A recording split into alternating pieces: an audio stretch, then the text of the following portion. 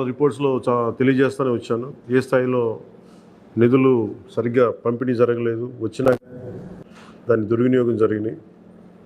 ఈ పరిస్థితుల్లో కూటమి ప్రభుత్వం చాలా చిత్తశుద్ధితోటి ఈ పంచాయతీరాజ్ వ్యవస్థని బలోపేతం చేయాలి అని చెప్పి చాలా బలమైన నిర్ణయం తీసుకున్నాం.